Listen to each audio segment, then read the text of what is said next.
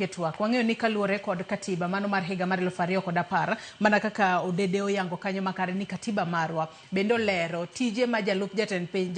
piny nitiere kod tinga mano mar chwalo konya ne jatend piny. Wang'e ni Kithure Kindiki wang'e ni kinde mathoth ka wadhi e yiero e pacho kae to wang'eyo ni tinde opogore kod chon. Waneno picha mano mar jatend piny kachiel kod jalupne ka nitiere otese mago mag luto ombulu. To kes mano mar Kithure Kindiki sani wang'eyo ni Kithure Kindiki en nodonje telo to kanose thich oko Rigathi Gachagua kaka jalup jatend piny. Ka wang'iye bedo kod jalup jatend piny ma jopiny ok noyiero ma jatend piny emano walo seche moko nyalo kelo akena wach ni en risk ahinya to wechego obed wechego mago mag siasa kata wechego mago mag telo e pacho kae. Yeah, ingeni the best case scenario kaka dewadwar ni gik moko mondo timre en ni ng'ama jopiny oyiero gi president emobed jalup ma president chakruok nyaka rumo mar tamno aeti gibedo judge giwatimo negi review together to waneno ni benu utiyo koro kata ka president dwa chung kendo to loko ng'ato mane best case scenario but nyaka wa understand the situation ma nyowantie en situation ma unique ma ok en situation matimore pile to chik joma ne ndiko katiba no anticipate ni gima kamano nyalo timore, okay? Ni gima nyalo timore ni tich nyalo tamore. To katiba ochiwo ni ka ng'ato obedo ni ok onyal endelea gi tich to kinya endelea gi tich nikech either ituo or iketho chik, iketho katiba, oyudi gi weche mag mibadhi. And the charges mancho me Kithure Kindiki mano bedo found go guilty. Then chiko yie ni president okunya goli choncha president ne chunga badndara to goli to announce riemba to ma nyaki be through a process mar impeachment, and process mar impeachment no any parliament nyaka ng'ide motion mar impeachment mokel negi mami thuolo mar chiwo defense mari aito bang'e no jopiny be nyaka chiw pachgi through public participation aito ka gino dhi senate to senate then ultimately because winjo wachni to vote process no lute. And so what I'm trying to say any kamane wachope the only option mane wan go mar saving the country ne any mono ne thich Rigathi Gachagua oko mondo miwa a new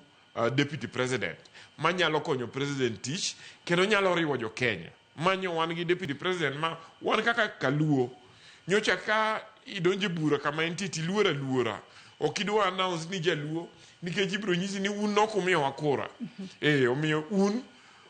pod dhi pang dog chien ma laini pod adwa miyo joga manyomi akura manyomi wakura. To koro penjo matemo penjo kae ni to bende entiere kod authority mano mar telo kaluore ni en nokoyiere kod jopiny en jatend piny William Ruto emano wale king'iyo higa achiel mosebedo kotiye sani en go authority ma jopiny en go authority ma jopiny nikech mokwongo ok en ni president kende mowale mokwongo chiko yie ne president mondo nominate okay ka president ose nominate titere e parliament to kinyalo paro Professor Kithure Kindiki noyudo almost 100%, I think it was 100% of jomane nie parliament chingno to aito then president appointed to bang'eno pod ne jomane ok dwar ni mondo okaw komno noringo modhi e court makoto yalo wachno makoto wito gigo oko, okay? Ma kes mogik manyo iwacho ni mondo tem mondo gole go office nyokoto giro manyiso ni process ni wayie ma institutions ma Kenya otiyo. And since institutions ma Kenya otiyo kako nego bedi mano miye political and legal authority, and at the same time authority ma jasiasa depend on kakitiyo, okay? Ndalo moko and we will keep referring to Jakom Raila Odinga ne kano se tiyo Ministry of Roads anyalo paro kane wajok gi jomoko ni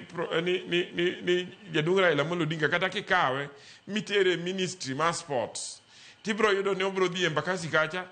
to on obet piny kone no nyithindo matugo mpira gi jwala mpich jwala to bang chiengno to kiny odhi Mombasa otimo the same mpira will be the big thing. Okay, so Professor Kithure Kindiki osetemo nikech rather than being tied to goruok ma Rigathi Gachagua nyodwa kete gi goruok mar kor gweng ma Mount Kenya and focus on building the nation, on uniting the nation, meaning no wuotho almost to every county, almost every constituency in this country kotemo mondo orew jopiny. But at the same time nyo biro ka en ngama jokenya oseneno ka en ngama riek, en ngama effective ka jokenya osenene koyalo e court, jokenya no osenene ka en majority leader to kupogore kod mano par ni kinde ma koro wale kaka jalup jatend piny bende ne en jatend migawo mar arita e kinde ma bende Gen Z ne obembo sirikal kod ng'anyo kanyo to nitie yo machalo indeed and adwa chako kapok abiro iji Gen Z inyalo neno ka ne gidonjo office to ne nitie problem maduong' mar Northern Rift kama ne nitie wach ma banditry nineno ko wuok Nairobi modhi camp kuno at the same time kashak hola no timore beno ka almost no be more camp kuno ma they resolve that problem. Watch mar Gen Z is something that was never expected. Okay, and definitely serikal no temo manegi nyalo adwani iwinje ikaw time ni mondi winj clip manyo jaduong' Raila Amolo Odinga no chiwo mogik manoloso Machakos kowacho ni kama ne wachope ne wanyalo lose the country. Okay, so there was no script on how to resolve it. Definitely there might have been a mistake here and there. Nyabet ni jomoko no lose ngimagi, jomoko nitie joma no lose ngimagi, nitie joma no hinyore. But overall Professor Kithure Kindiki osebedo ka en an effective leader migawo mora mora mosetelo ne. Mak parono gi kanyo yiena mar mondo mi arwak Dr. Mark Matunga janon siasa bende twaka okinyi makawuono oyawre Dr. Mark Matunga pok ilewa ahinya pok wadhi mabor ahinya gi twak marwa machiegni inye